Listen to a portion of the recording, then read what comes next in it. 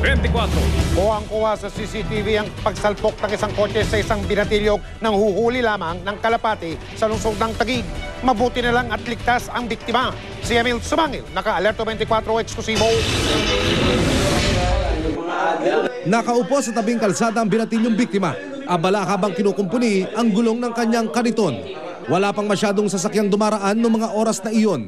Maya-maya pa, tumayo mula sa kanyang pwesto ang binatilyo. Napukaw ang atensyon nito sa dalawang kalapating dumapo sa kabilang linya ng kalsada at tumawid. Pero nakakailang hakbang pa lang siya, sinalpok na siya ng kotseng paparating.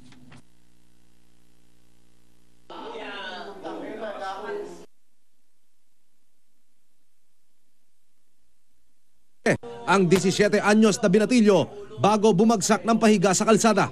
Ang mga taong nasa paligid natigilan. Ang nakabangga bagaman itsurang nasyak sa pangyari, nais na umatras para maalalayan ang biktima. Higit 10 minuto ang lumipas, ang biktima nagkamalay at biglang umupo. Dito na siya isinugod sa pagamutan. Mukhang dahil sa kalapati lang. Nakita yung kalapati na nasa may gitna na ng kalsada, mukhang bubugawin. Kaya ang pagtawid ng bata medyo patagilid. Hindi niya nakitang may coaching parating. Sa kabutihang palad, nasa ligtas na kalagayan ang biktima. Nagpaalala ang mga kinaukulan sa mga magulang. Alalayan ang mga anak, lalo't ngayong panahon ng bakasyon, karamihan sa mga bata nasa lansangan. Tulad nga nung nangyari, karsada yan, ang bibilis ang sasakyan dito sa C6. O kaya kailangan yung mga magulang, pag medyo nawala na yung anak nila, hanap-hanapin naman. Emil Sumangil, naka-Alerto 24. Naghihinagpi sa mga kaanak ng 2 tripulanting Pinoy na napatay sa barkong na-hijack ng mga pirata sa bansang Iran. Inaasahan namang darating na mamaya sa bansa ang iba pa nating kababayan na nakaligtas sa nato.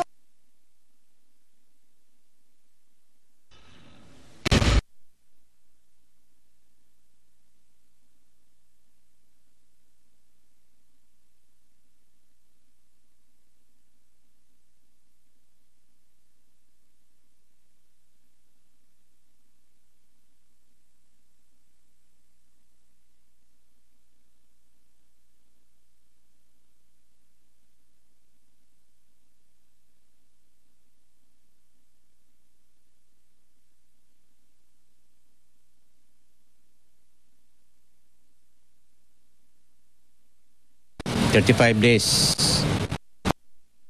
duration sa ilang travel sa Iran. Sabi niya kung may signal ang lugar, tumatawag o magtitext. Ang aking misis, after 35 days, she was always worried, and then pagdating ng 42 days, umiiyak na naman. Yeah, last April 8, pinaalam namin ang nangyari kay Stephen.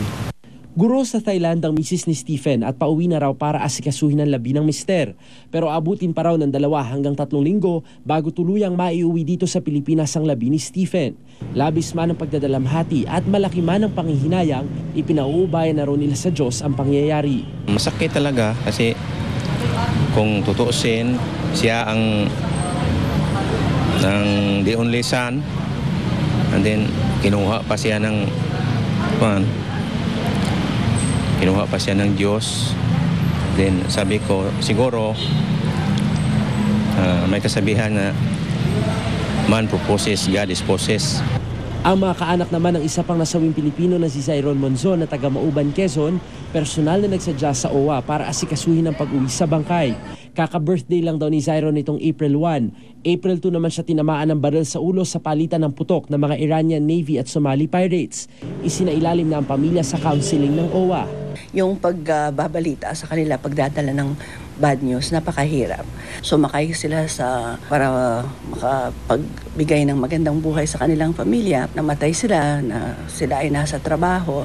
Kapwa makatatanggap ng 220,000 pesos na financial at burial assistance ang mga pamilya ni Barbona at Monzon. Liban pa yan sa matatanggap nilang insurance mula sa Sharp Sea Personal Incorporated.